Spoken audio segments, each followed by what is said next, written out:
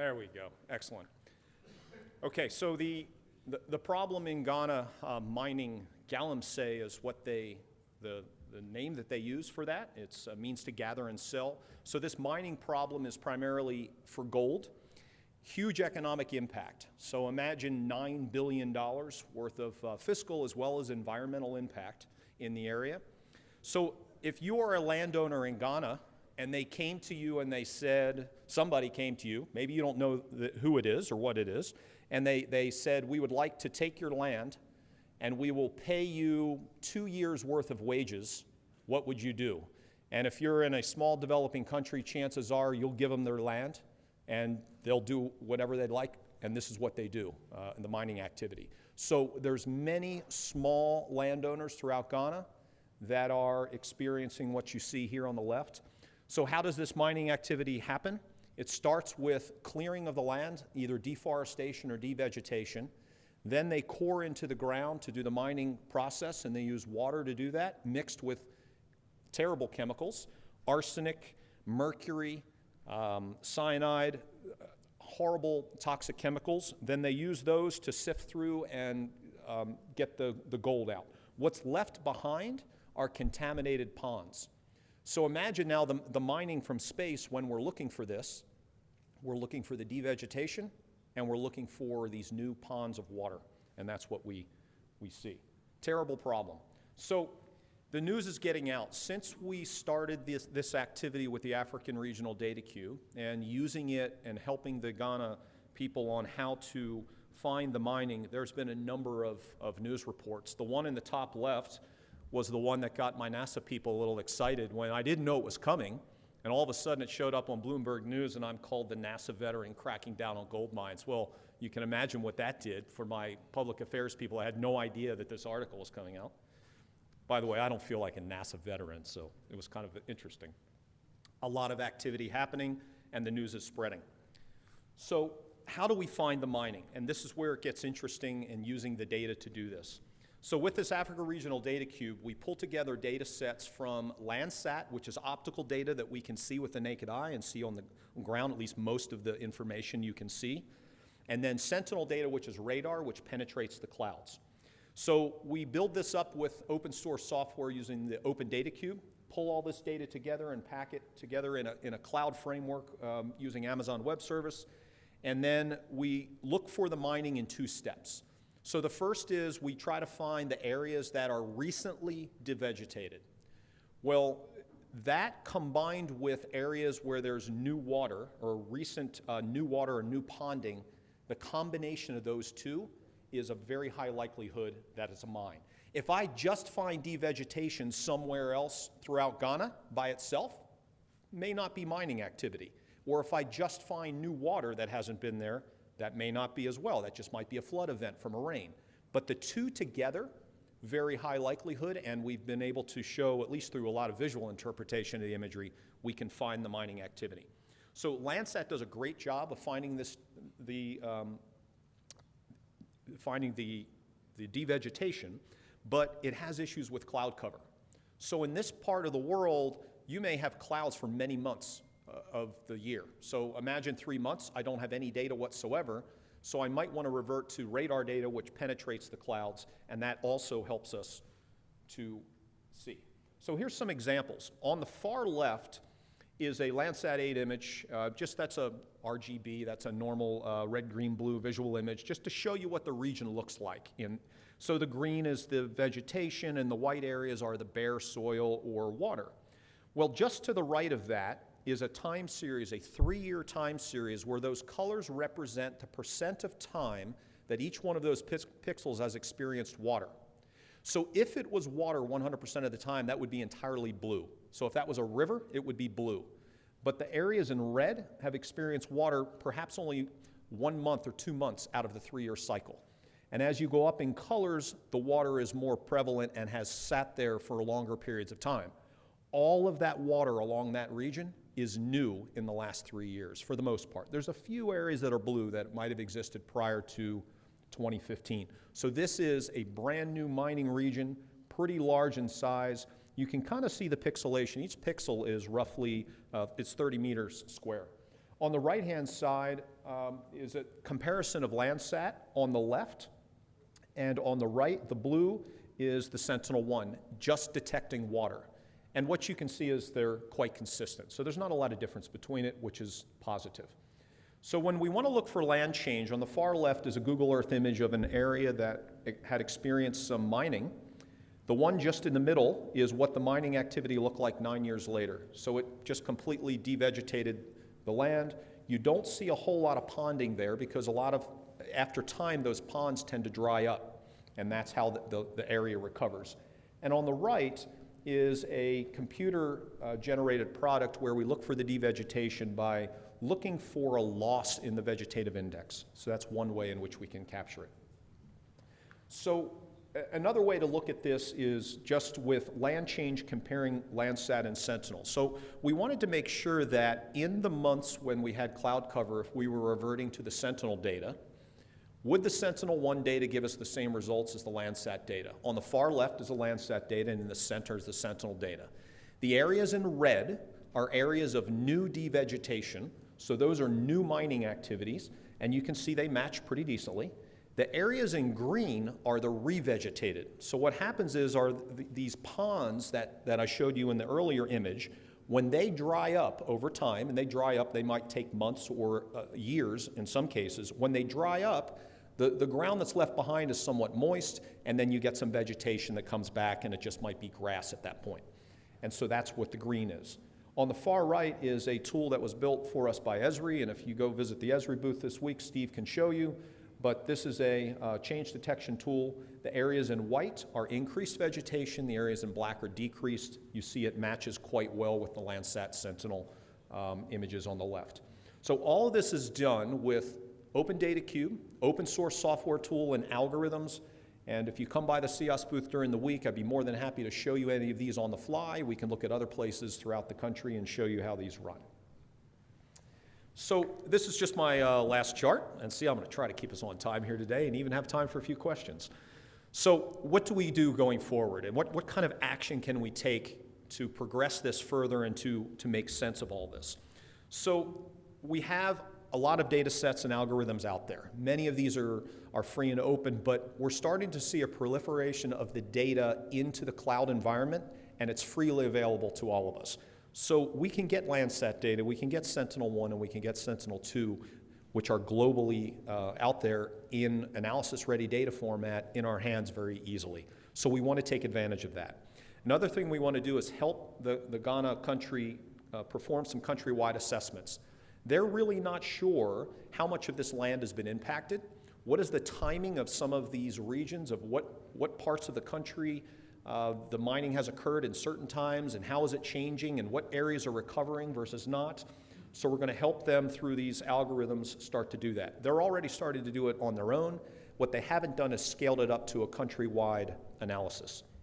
Sentinel-2 data is something we have not brought into the mix yet, and we're going to be doing that in the coming months. So if you were to pull together Landsat data, Sentinel-1, and Sentinel-2, you could conceivably see every spot in the country or every spot in the world approximately every 2 days. Now, there are some cases where all three of those overlap and you see them in the same exact day. There's other cases where they might be separated by 3 or 4 days. But on average, you see any spot on the ground every 2 days with those 3 missions, which is extremely powerful because individually it might be 8, 10, 12, 16 days separation. So we want to build capacity there and teach them how to use this data on their own. One thing we've learned about the capacity building is if you were to hand carry them a product, and let's just say you were a commercial vendor or you're even a government agency and you come in and you hand a product to them and say, here's all your mining detection and here's a map of where it's happening, they're not likely to use that as much for decision making because they did not generate that product. They don't understand where the data comes from. They don't necessarily trust it. So by teaching them how to use this data, how to make sense of it on their own, that builds trust and that allows them to fully understand it and to extend it for their own purposes. We want to be able to take this to other countries in Africa. This is not a problem entirely in Ghana. There's several other countries that are experiencing gold mining as well as other materials. So we could take similar processes and move it into other parts. And with Digital Earth Africa coming, this can be done anywhere in the continent. So understanding the data and owning the results. I believe that's the direction that we want to go with all of this. And with time, this is all going to happen. And with the Digital Earth Africa coming on the heels of our African Regional Data Cube, I think there's a great opportunity for us to better understand this problem and to help solve it. And that's all. Thank you.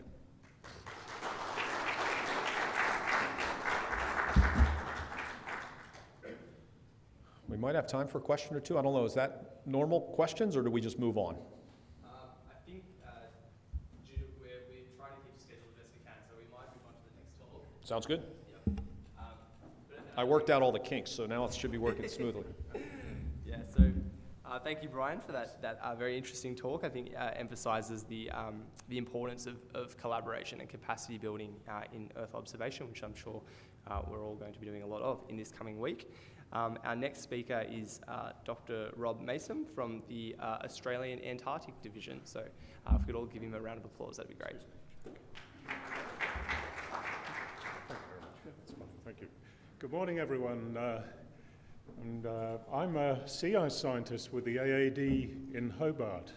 And this morning I'm going to just give you a quick rundown on the excuse me, the kind of work we're carrying out to look at sea ice and its change and variability around Antarctica.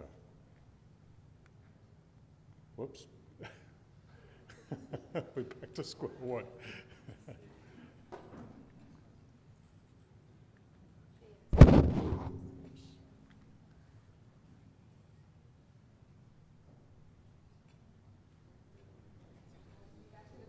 All right.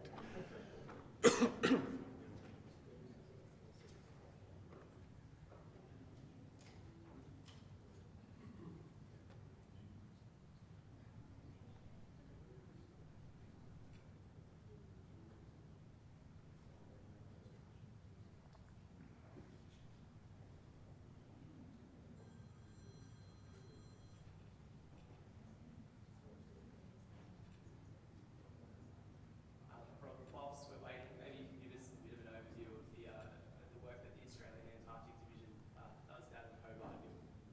Yeah, thanks, Jack. Yes, I'll give you a very quick overview of effectively what the talk's going to be about. So I'll start off with talking about what sea ice is, and then I'll show you the kind of things we do from our icebreaker, which at the moment is the Aurora Australis. And very excitingly, we're just about to get a new icebreaker, which is going to be a step change in our capabilities. So hopefully I'll be able to show that. Thank you. Oh, sorry. Great. There's the whole talk. Wow. I just pressed the button once, honestly. I'm sorry. So, next speaker.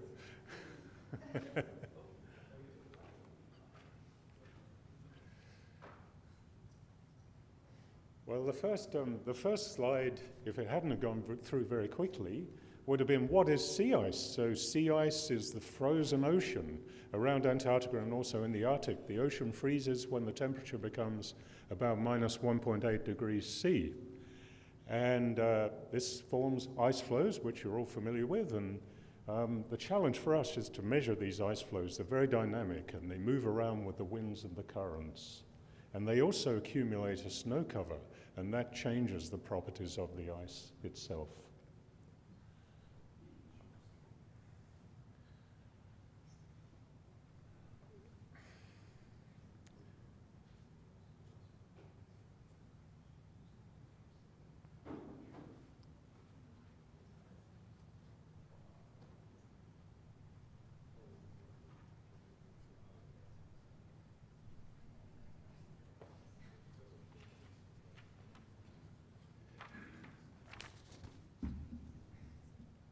Right. I usually go from the slides, but I've got a hard copy of the talk here, so I'll try my hardest to work through this. So why is sea ice important? Why do we bother with trying to understand why it's changing and why it's varying? Well, for one thing, it covers a vast area of the Southern Ocean, and this This varies from about 3 million square kilometers each summer up to about 19 million square kilometers each winter. So that's a vast change. And these, the patterns of change, the patterns of coverage mirror the temperature in the ocean currents, as I said. And 90 million square kilometers,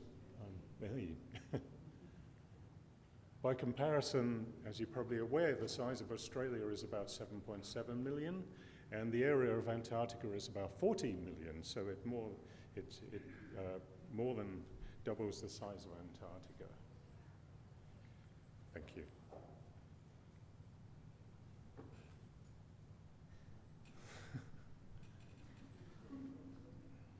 Oh, there we go.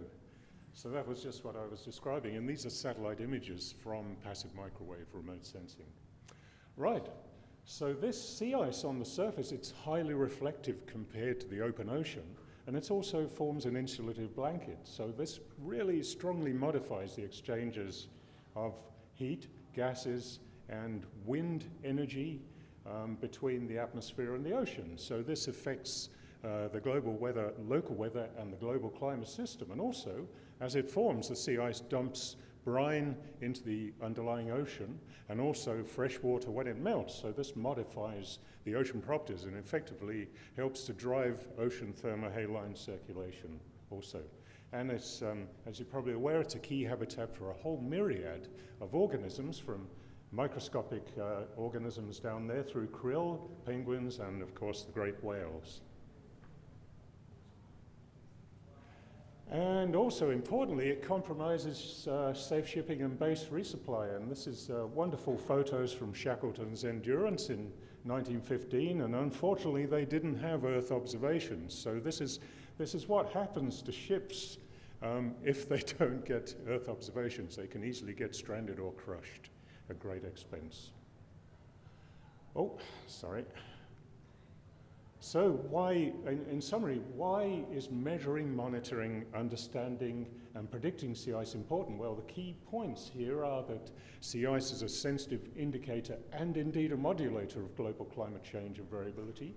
And sea ice change has serious and wide-ranging climatic, weather, ecological, oceanic, biogeochemical ice sheet there as well, and human consequences. Now, as I said, sea ice is not easy, but it's an exciting challenge to measure and understand. It's vast, it's remote, it's inhospitable, it's highly dynamic, and it interacts very strongly with the ocean and the atmosphere. And the range of scales of interest from the microscale right up to about 1,000 or so kilometers. So how do we get around this? Well, the strategy for us in our program and other programs is to collect in situ observations, which are detailed, and carry out process studies within the sea ice zone, but then to extend these with remote sensing and also modeling, the remote sensing being very important here. And the key role that the icebreaker and helicopters and autonomous systems play in extending the detailed surface measurements right up to the larger scale is a key factor. So big picture findings, what's Antarctic sea ice doing at present? Well, broad scale aerial extent through passive microwave remote sensing, we've been able to get a reasonably accurate picture of sea ice extent and what it's doing since about 1979, Nimbus 7.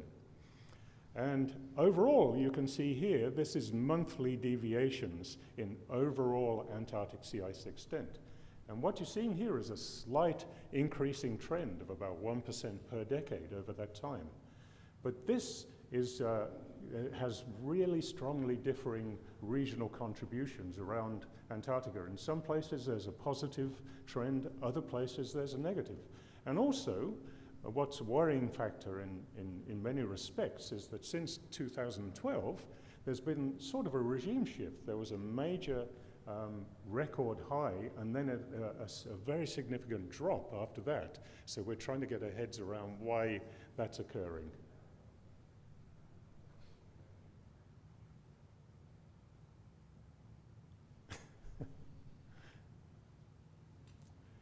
Whoops.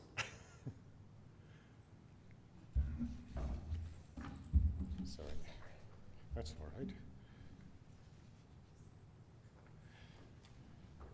So the next slide was going to be about regional changes in sea ice season lengths. So it's not only the extent of sea ice and its change that's important, but also the change in the duration of coverage. This has a big effect on the physical properties and processes in biology.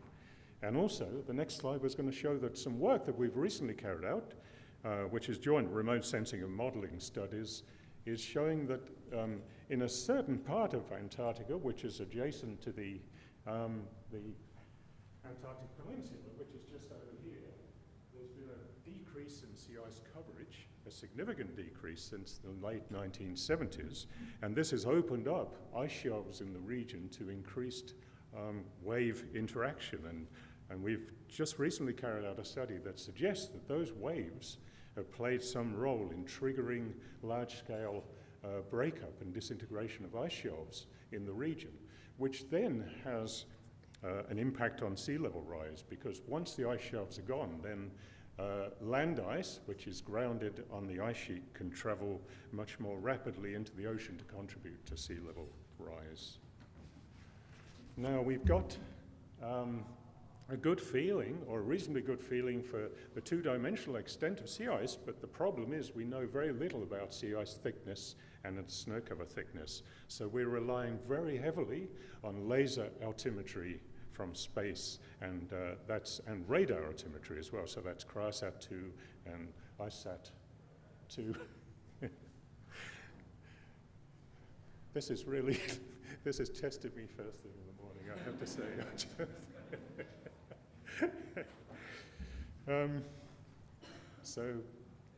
The problem with, if there is a problem, they're wonderful tools. Thank you so much. No.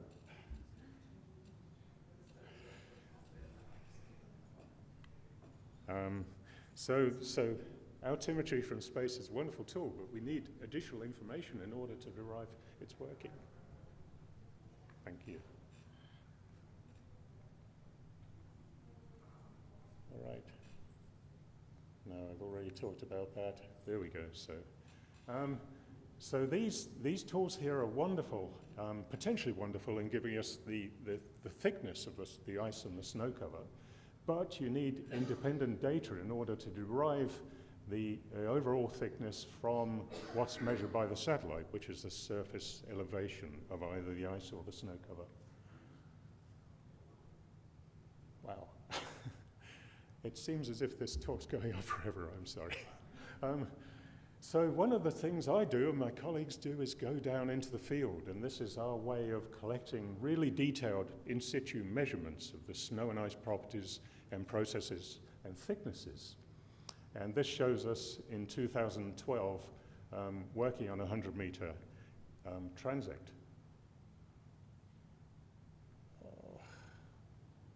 Oh, there's a helicopter flying in. So the idea is that we collect very detailed measurements on the surface and then extend these, or try to extend them using forms of remote sensing, in this case, a helicopter. Oh, so autonomous systems, they play an absolutely crucial role in linking the scales between detailed in situ measurements and the satellites. And here we're looking at terrestrial, it's got a bit of a lag on it. This terrestrial snow laser here.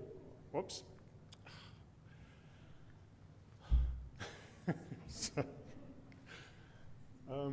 That was showing a terrestrial snow laser and also an AUV, which is launched underneath the sea ice and goes around in a lawnmower pattern and can come up as sea ice draft. And you can see the importance of these measurements here. This is ship and drilling measurements over here, and this is the distribution of thicknesses and ice draft here. And you can see that the AUV captures the much thicker sea ice just there.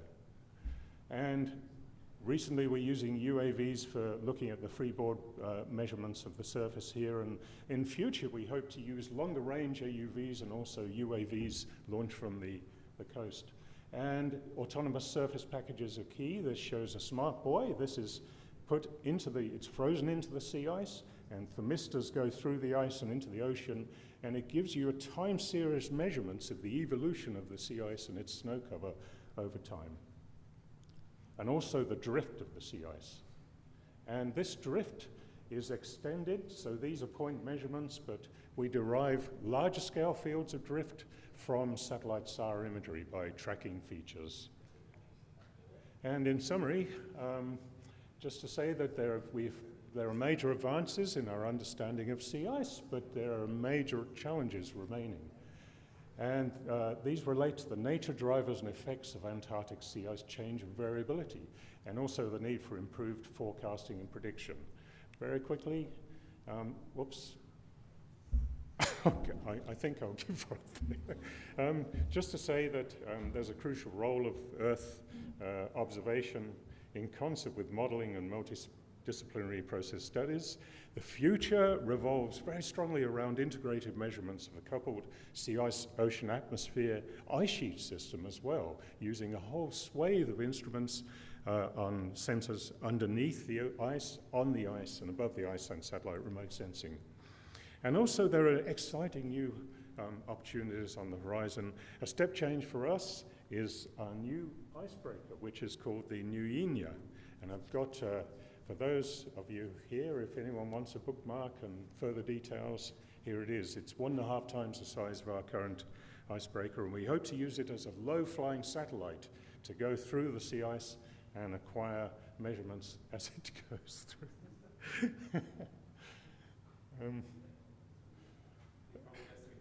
Yeah, I think I'll just ignore that. So if anyone wants any other details, I'll see if I can show you at least a picture of the icebreaker.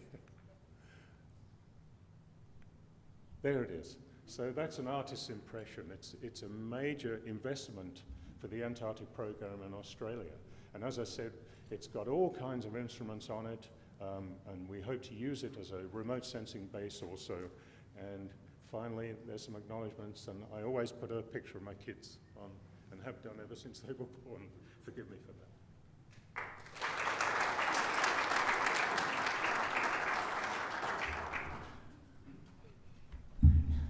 Thank you, Rob, for your very interesting talk. I think a key takeaway was the combination of technologies that are being used in Earth observation is expanding by the month. Our next speaker is Lior Pujol from the Graduate Institute, and they'll be speaking about food security in China and Kenya, I believe. One moment, we might attempt to see if we can get our technical issues sorted.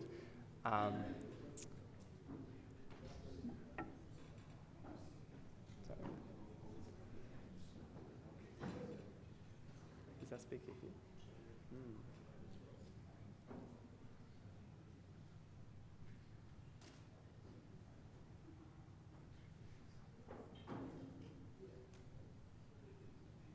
I'll just ask, do we have our speaker in attendance in the audience? Ah.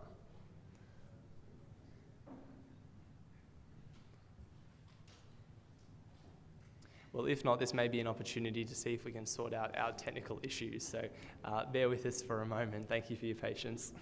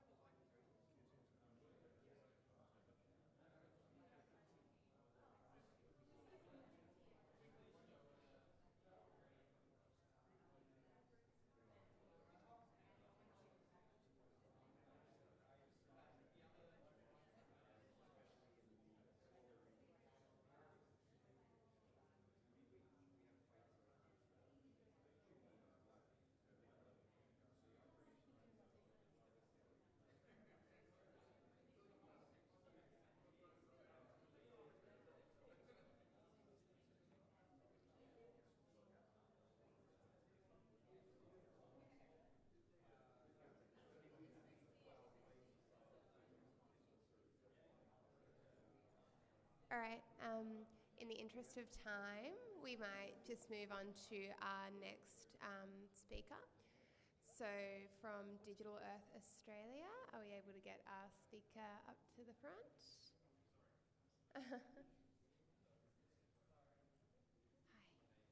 Hi. Are you Chris? Oh, wonderful. So Chris Owens will be talking to us. Hey everybody, I'll grab a clicker down here. Yeah, no worries. So my name's Chris, I'm from Aberystwyth University in the UK. I don't sound Welsh, I'm Australian, but it's a lovely place to live. So I'm on a team that works internationally, but largely with DEA, so Digital Earth Australia.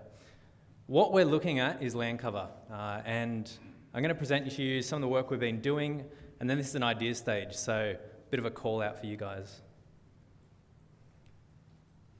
Brilliant. So a lot of you recognise this. So Australia has a land cover product. The issue with our land cover product, I guess broadly, is that it's not reliable as much as we want it to be. It's not standardised, and it's not robust.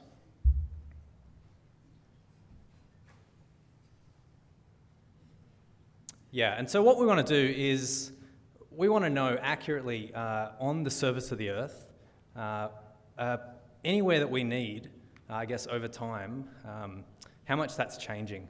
And we want to know it so well that we can be pretty confident about the changes that are occurring.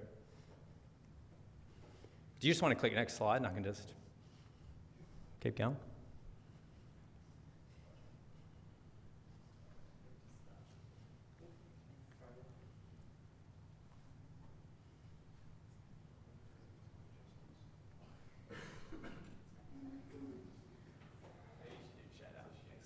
Yeah, cool. I can just shout out to you guys next slide. Yep, so what we are producing is something that's reliable, standardised, and continental scale, so it's operational. Yeah, jump to it, 2 slides, I think.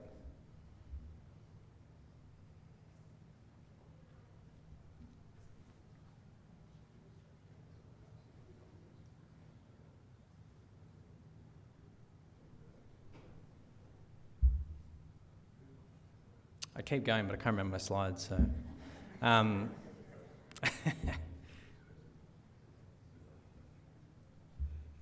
Okay, I'm pretty sure I remember them. So what we're doing is, under that 3 sort of banner, we're going to implement something that tries to meet those criteria. First of all, what we want to implement is a standardised framework. So we went with the Food and Agricultural Organisation's Land Cover Classification System, LCCs. Now, when the images come up, I'll show you why we went with that system, but largely it works quite well for Earth observation. It gives us, the first part, it gives us level 3, we call it, which gives you 8 land cover classes. The reason we do this is that this then informs the following classes at level 4. The idea of the talk today is I'm going to present stuff on level 3 that we've been working on, and then a bit of a call out to you guys about how level 4 works and maybe some ways that we can use the algorithms you've developed or the algorithms you want to develop and how they can integrate into our system. The reason we're doing this as far as land cover for Australia is that we use it to report on a lot of things, and I'm sure a lot in the room know that. So State of the Environment reports, SDGs is a big one that's sort of driving this at the moment. Yeah, if you flick maybe 2 slides. Yeah, so these are sort of the banners under where we want this to go, which we want to inform policy. And again, the reason we're doing this is because these use land cover products, but we need to start almost catching up. We need data that's really good to then inform these ideas. Next slide. This is the LCCs. I've talked about this before. All I want you to take away at the moment is at the top is a hierarchical decision tree. You get 8 land cover classes when you get down to level 3. So if you count 1, 2, 3 lines, okay, this is level 3, which I'll talk about today. And level 4 we have down the bottom. I'll tell you about that later. Next slide. Great. So how are we implementing this? We're implementing this through the ODC, the Open Data Cube, specifically the DEA instance at Geoscience Australia. Next slide. And the reason we're implementing this is because, again, many of you are familiar, but Earth observations sort of changed in the last 5 years. We're able to analyse dense time series. This was able to be done previously, but not in a way that's efficient that we can get results that are so powerful these days. And so this really underpins a lot of our analysis, using the dense time series to look at land cover. Next slide. Great, and so I'm going to, next slide again, I'm going to spend time talking about level 3 today and what we've been implementing, and then we're going to go on to level 4. Next slide. Great, so I'm going to run you through the decision tree quite quickly, just to show you how it works, why we might use this framework. Instead of classifying the land cover sort of all as one, we work through a decision tree, which really helps with some accuracy, and it means we're only making binary decisions at each sort of layer. So first of all, vegetated, non-vegetated. Next slide. For this binary decision, we're using a product called fractional cover. It's an unmixing analysis. It has end members that are non-photosynthetic, photosynthetic, and the bare earth. We have this for all of Australia. We have it for the Landsat time series, which is what we're implementing. Next slide. And I just want to give you an example of what we're trying to achieve. So back 1, back 2. Great. So this is the FAO's definition of what they call vegetated, right? All I want you to take away from this is that it's 4% of cover for at least 2 months of the year. Great, we've got something that we're going to call vegetated. What we want to do is then use the dense time series we have to sort of implement that. And so here, if you're a coder, you're welcome. If you're not, stay with me. The first line of code there basically grabs the fractional cover product and looks at the vegetated part of the unmixing analysis. And we're going to call it veg when it's greater than the bare surface fraction, right? The second line of code just says, well, when that's a real number, we want that. And then the third line of code grabs a summary statistic for our dense time series and says, well, we want the mean over an entire year, which ends up being a percentage, right? And then the bottom line, we can go, well, we want to know the percentage where that's 2 months a year, which is greater than 0.16. Call that veg. Okay, you can see how we're no longer using a single scene or some sort of summary product there. We're using the dense time series to align with the FAO's criteria for veg and non-veg. Next slide. So we come down in the decision tree and we hit water and non-water. Next slide. For this, we're going to use a combination of 3 products, all developed at Geoscience Australia. The 2 on the right, the mangroves, the intertidal extents model, are 30-year products. So they're going to tell us where these environments are.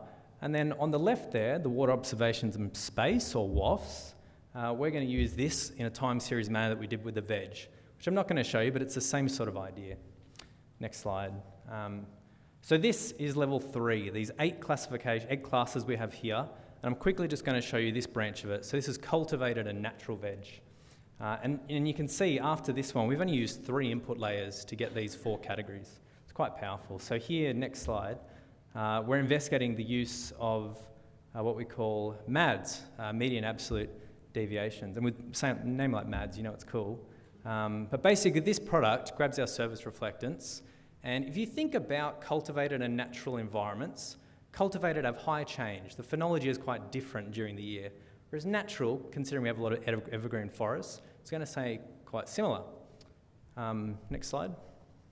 So we're going to use the MADS product. Next slide. And we're able to pick out differences in the natural and the cultivated vegetation quite clearly here. And this is a product we're quite interested in to go down this path. Next slide. So, what can I show you? We've got 16 test sites at the moment that we use, and we're getting out some products at level 3. Some of you might recognise these areas, but there's a bit of an issue in that 8 land cover classes only goes so far, right? And if we're reporting on that for some really important policy, we want more information. Next slide.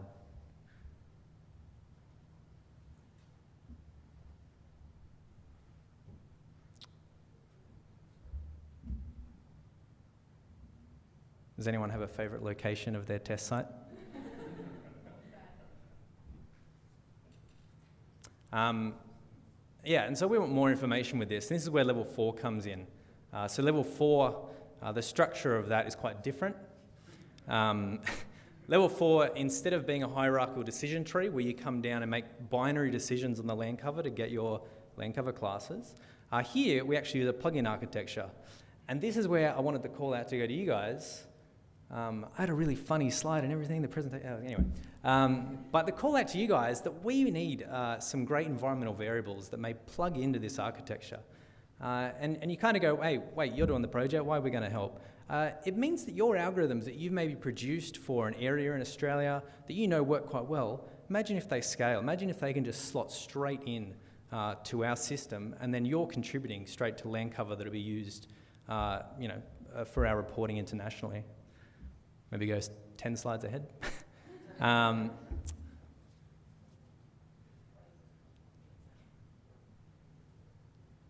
Yeah, so I was going to give you some examples of level 4, things that we've been doing. So level 4, again, as I said, it's sort of plug-in architecture in that you get your main level 3 class, and then you'll add additional information to that. So I'll give you an example. We have natural vegetation might be one of our classes.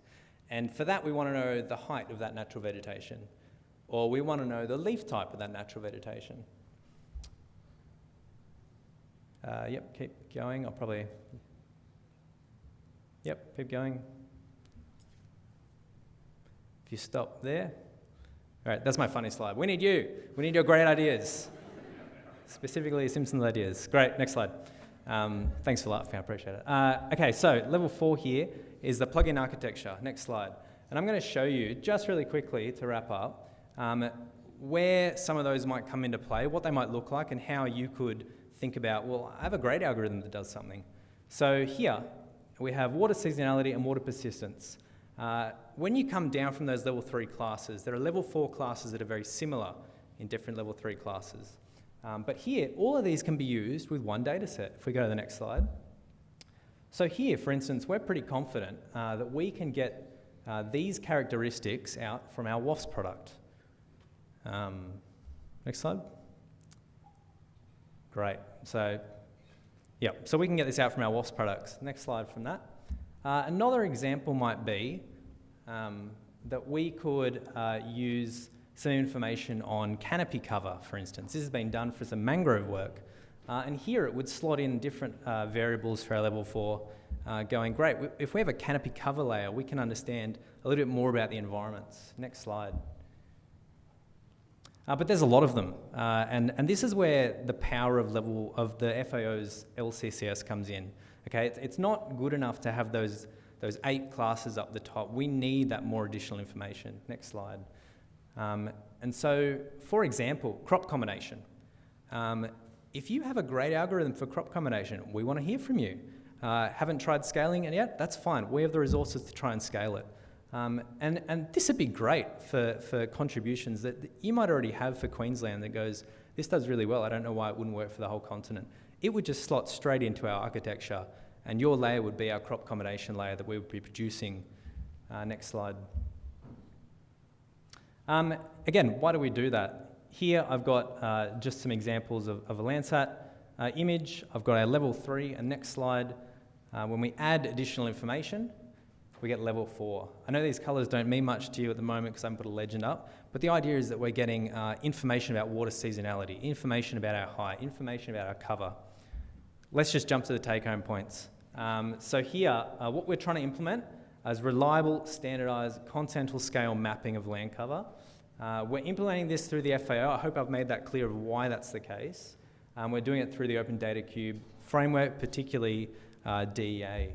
It's open source, it's public money, it's public code.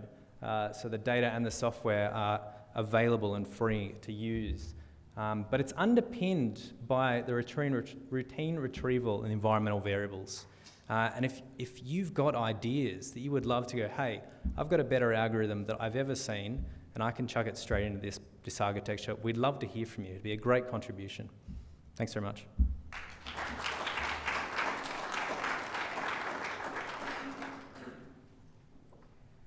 Thank you, Chris, for that presentation, and thank you everyone for your tolerance with our technical issues. We'll hopefully get those all sorted. So I'd like to introduce our final speaker for this session, Anna Belgum from CSIRO Data 61.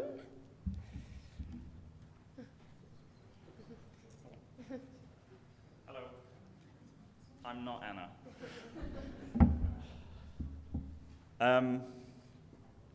Is there a presentation? Perfect. I'm Matt. Anna is taking photos and tweeting them, so I thought I'd come and do the presentation. I am the Web Geospatial Systems Group Leader at CSIRO's Data61, and I'll talk a little bit about what we do. So next slide, please. I still don't have a clicker.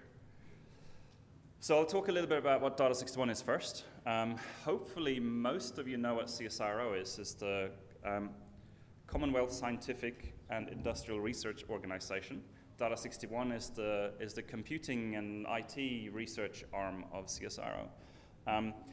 Data61, as part of CSIRO, Data61 has about 1,000 employees, 300 students, all these partners in corporate, blah, blah, blah.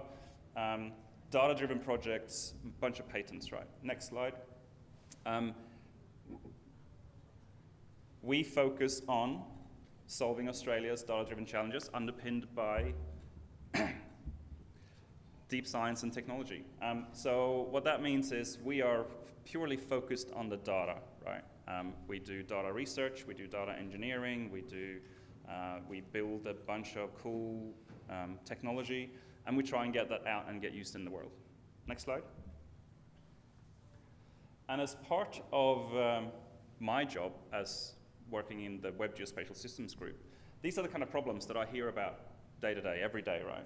So there's water crisis, there's roads and transport, housing, flammable cladding, congestion, the Opal Tower is leaning, all this kind of stuff, right?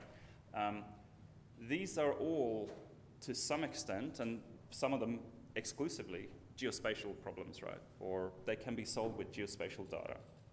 Next slide, please. And so here, once you start thinking about data, these are the kind of things that bubble up that you have to deal with. Literacy, discoverability, complexity. These are all hard problems because they're human related, right? You have data in silos. People don't want to give up their data. You have the quality issue with data. Data is expensive. It can be complex. You don't understand what the data is and what to do with it. And context, right? Next slide.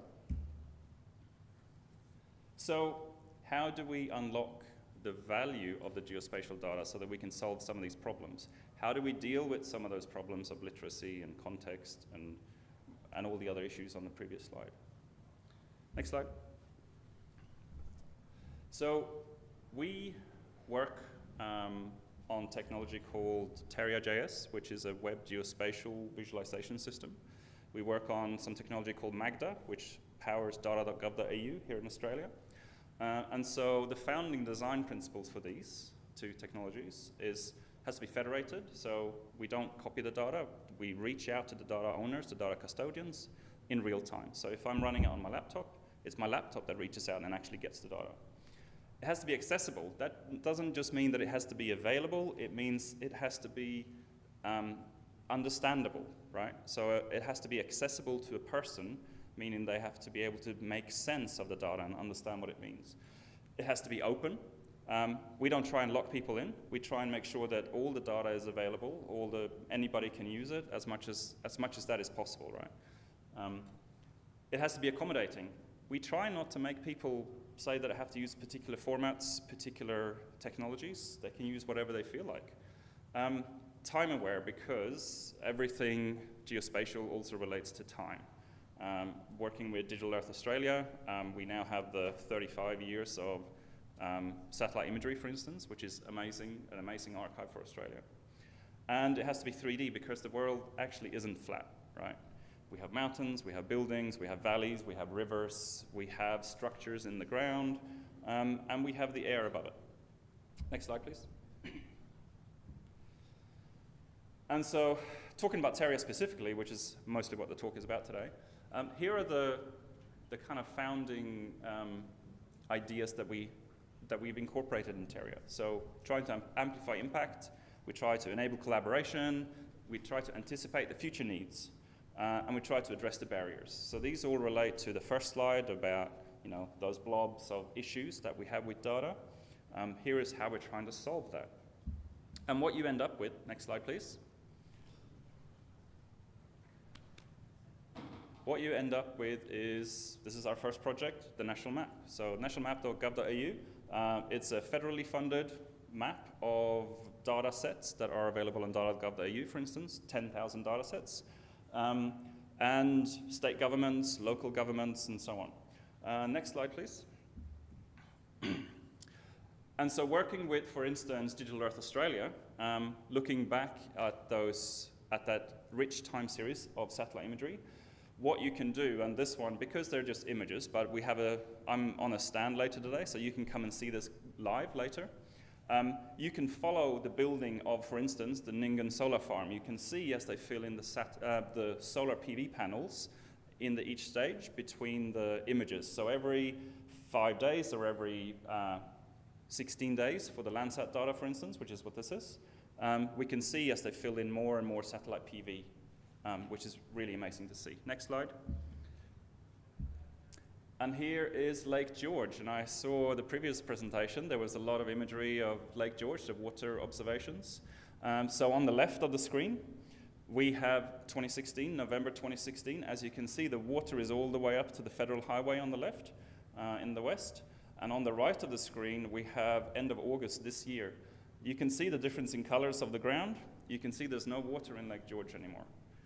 So in just 3 years, Lake George is now completely dry from having been completely full, and we're in a significant drought, as I'm sure you're all aware. Next slide. And now we're also working with Digital Earth Africa. So this is the water observations from space product for Digital Earth Africa, so that we can now help, or work with, I should say, work with this very enormous continent and the people on that continent and the people there, to work with them to get the kind of information that we now have access to in Australia. And I think this is going to be there's going to be a lot of impact here, because there's providing all this data for all these countries and for all the people there, where they couldn't possibly do it before. Next slide.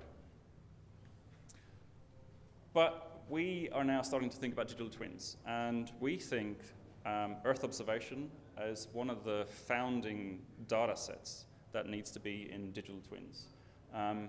It's one of those data sets that it just has to be there for it to even be called a digital twin. If you don't have it, well, you're missing so much of the space of the world that we live in, right?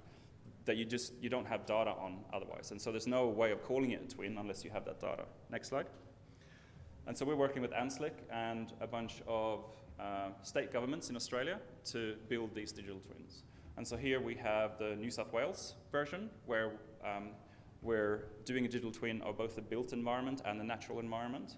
And so, sure, we can show all these fancy 3D imagery, but these won't really mean much unless you have the context of where they are. So you need the context of the natural location, the natural world around them, the satellite imagery, the aerial imagery, and then you overlay it with these now built environment, buildings, utilities, borders, all this kind of stuff.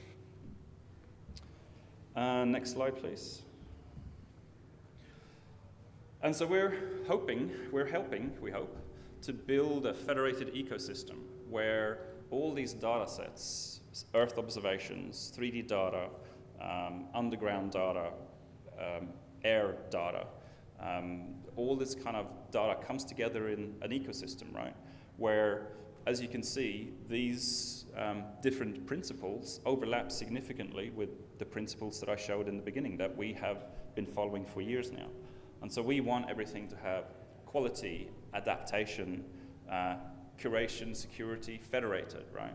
These are all things that are coming into the digital twin federated ecosystem. And so working with different data custodians like Geoscience Australia, Digital Earth Australia, working with CSIRO, working with Bureau of Meteorology, working with all these natural environment data custodians, we're helping build that ecosystem. Next slide, please. And so this is kind of where we end up, right? We have satellite imagery, we have a bunch of 3D imagery, we have roads, we have all this kind of stuff. And so now we're starting to be able to say this is starting to look like a digital twin. You can pick data from various different data custodians. You can show what you need, when you need it. You can react in near real time from satellite imagery. You can look at what the past was 30 years ago. And so all of this relies on it being open, right? And so everybody here in this room at this conference, we're all working with this kind of data. And it's my hope that we can all make it open so that we can build this ecosystem where we can all share the data and we can build whatever applications we need. In my case, it's digital twins. In your case, it might be something specific. You might be looking at water or whatever it is, right? And so that's what I'm kind of asking you guys. Please make sure that your data is open and interoperable so that I can share it in my applications and you can share the data that I'm helping make available in your applications. Next slide, please. And that's it. That's me. Come and see us in the booth, and I'll show you what it looks like when it's all moving. Thanks.